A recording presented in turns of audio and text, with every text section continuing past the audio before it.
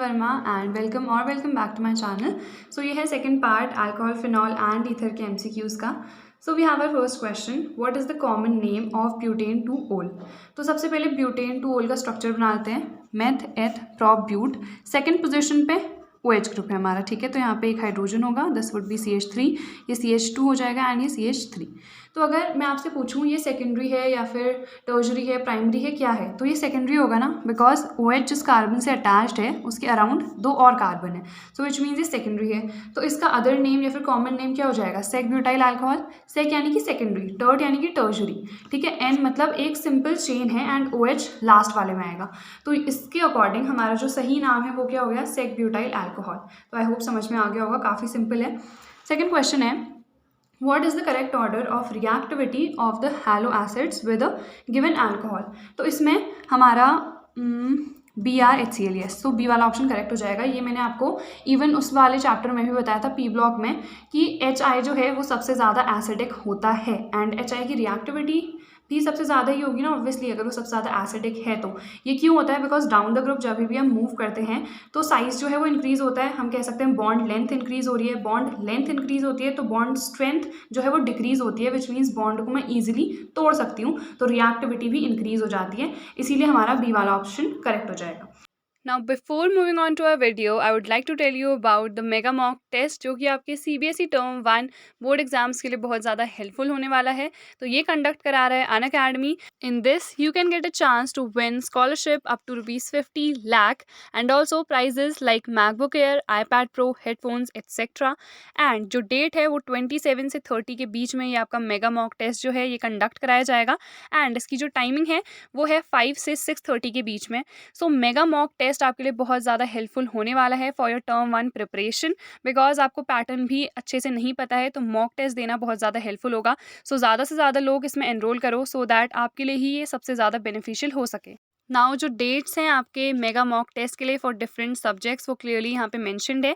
ये जो आपका मॉक टेस्ट है ये दोनों क्लासेस के लिए है, class 10th and class 12th। So link description box में प्रोवाइडेड है, अभी एनरोल करो and you can use my unlock code जो कि है ANJV10। Not only this but अगर आप अनअकैडमी का आस्क डाउट फीचर यूज़ करते हो अपने डाउट्स पूछने के लिए, सो you can win 15 days free Unacademy plus subscription, but this is valid only till 28 नवंबर। अब यहाँ पे आपके कुछ आस्क डाउट के बहुत ज़्यादा अच्छे फीचर्स हैं, जैसे कि आप 24/7 कभी भी इसे यूज़ कर सकते हो। All you have to do is download the Unacademy app now, ask doubt feature पे जाओ, 10 डाउट्स वहाँ पे पूछो।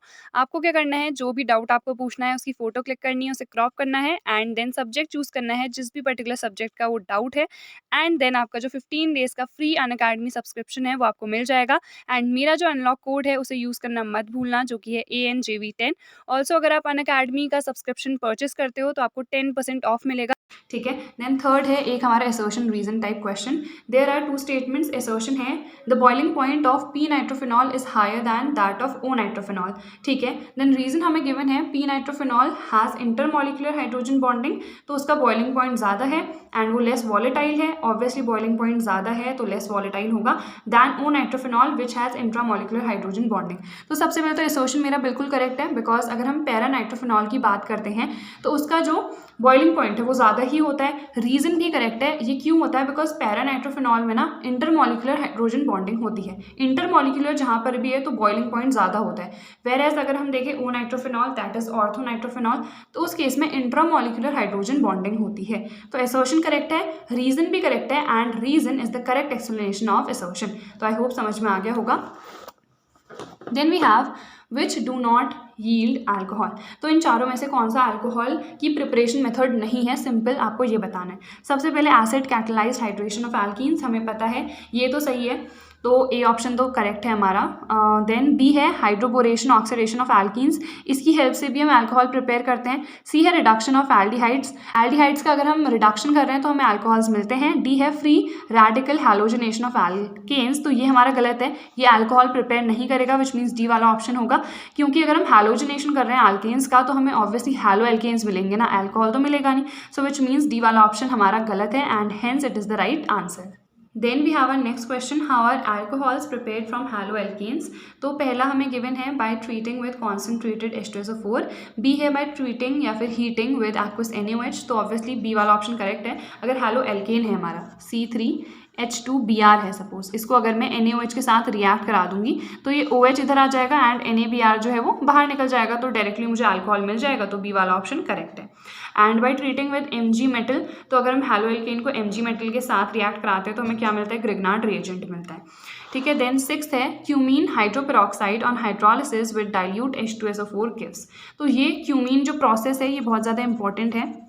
ये वैसे तो यूज़ किया जाता है फिनॉल की प्रिपरेशन में, बट फिनॉल के साथ साथ एसीटोन भी फॉर्म होता है, तो सी वाला ऑप्शन करेक्ट है। क्यूमीन प्रोसेस एक नेम रिएक्शन काइंड ऑफ आप कह सकते हो, तो वो इंपॉर्टेंट है एंड उसमें आप देख सकते हो क्लियरली कि फिनॉल एंड एसीटोन दोनों ही फॉर्म होते हैं, तो सी वाला ऑप्शन करेक्ट है।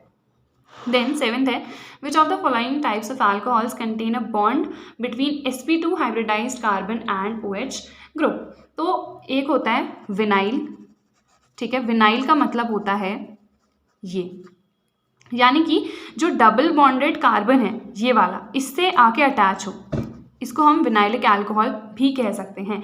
तो इसमें क्लियरली वही पूछा गया, ये कार्बन क्या होगा, sp2 हाइब्रिडाइज ना, अगर CH3OH है तो इन दिस केस अगर मतलब सिंगल बॉन्ड है तो ये sp3 हाइब्रिडाइज्ड होता है, यहाँ पे डबल बॉन्ड है तो ये sp2 हाइब्रिडाइज्ड है। अगर ये sp2 हाइब्रिडाइज्ड है तो हमारा आंसर तो आ गया ना, D option, that is vinylic alcohol. ये जो है हमारा, इसी को हम विनाइल कहते हैं। ठीक है, तो ये कुछ चीज़ें होती हैं जो आपको ध्यान में रखनी है। अगर हम एलाइल की बात करें तो उसमें डायरेक्टली डबल बॉन्डेड से अटैच नहीं होता है, उसको हम कुछ इस तरह से कह सकते हैं, यहाँ पे आके अटैच हो।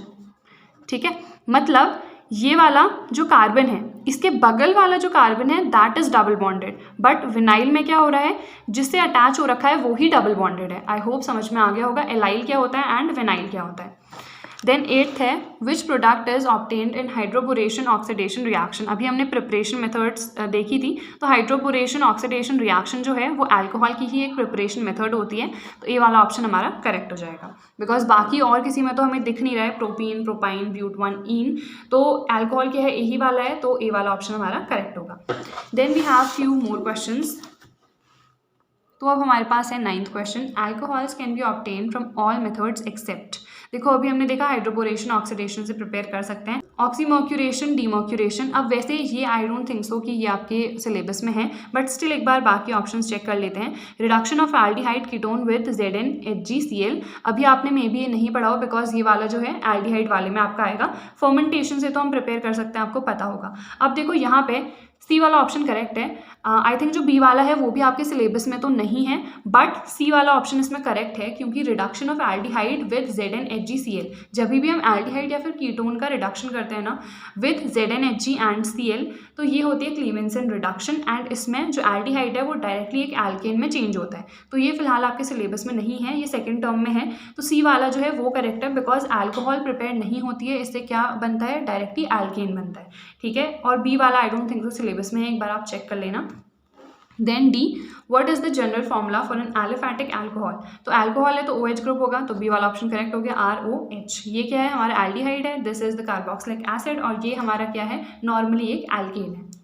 Then 11th, which of the following is true regarding polyhydric alcohols. Polyhydric का क्या मतलब है, विच मीन्स 2 या 2 से ज़्यादा OH ग्रुप उसमें होंगे, तो बी वाला ऑप्शन करेक्ट हो जाएगा। 1 को मोनो कहते हैं और 2 है या 2 से ज़्यादा है तो उसको हम डायरेक्टली क्या कहते हैं, पॉलीहाइड्रिक अल्कोहल्स। तो आई होप आपको समझ में आ गया होगा। So that's all for today's video. I hope इसमें जितने भी हमने क्वेश्चंस करे आपको अच्छे से समझ में आए होंगे। इसके अलावा किसी भी टॉपिक पे अगर आपको वीडियो चाहिए है, so you can comment down. So I will see you guys in the next video. Till then take care.